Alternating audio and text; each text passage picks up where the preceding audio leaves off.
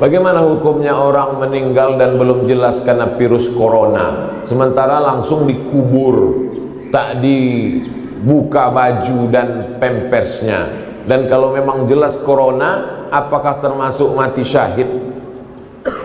Hai pegawai-pegawai, dokter-dokter, bidan-bidan di rumah sakit, kalian akan dituntut di hadapan Allah seperti aku juga akan dituntut dalam setiap ucapanku ini. Ma yalfizu min qaulin, semua cakap yang keluar dari mulutmu Abdul Somad, kau akan dituntut.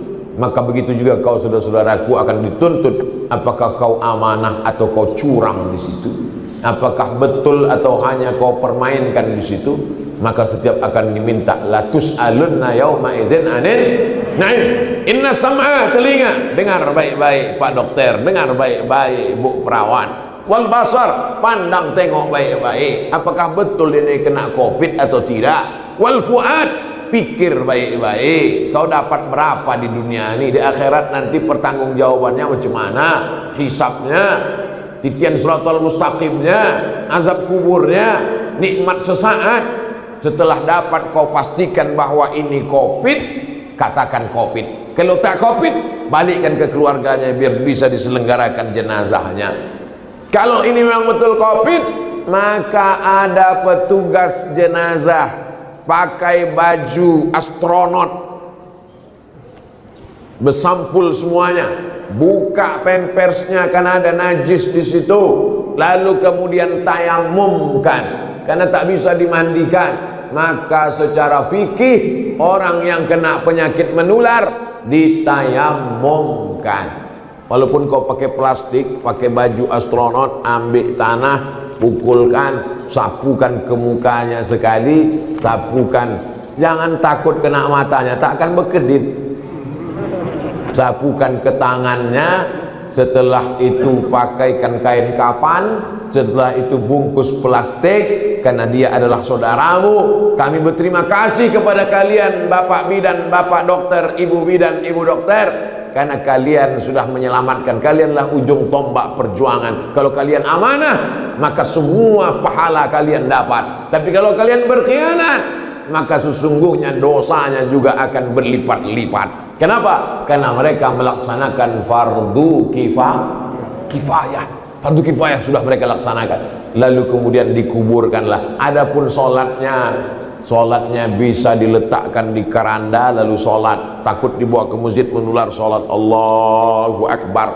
Bahkan di dalam mobil ambulan itu pun bisa, di dalam buka pintu jendelanya, dari luar tuh Allahu Akbar. Di tepi kubur sebelum dimakamkan diletakkan di atas kayu, sholatkan, setelah itu baru dimasukkan ke dalam. Hanya masalah mandi saja bisa diganti dengan tayamum. Adapun sholat jenazahnya tetap. Nah, pula tak kalian sholatkan. Gimana udah sholat jenazah? Kami buat webinar aja Pak Ustadz. Mana pula sholat online?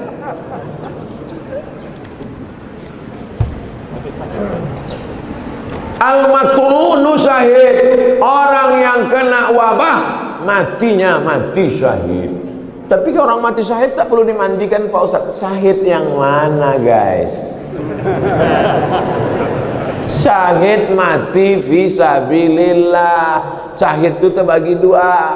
Syahid mati fisabilillah itu yang tak dimandikan, dikuburkan dengan bekas-bekas lukanya. Contohnya mana? Sayyidina Hamzah. Sayyidina Hamzah itu dikuburkan dengan luka-lukanya karena nanti mereka bangkit di padang mahsyar akan jadi saksi itu. Luka-lukanya itu jadi saksi di hadapan Allah.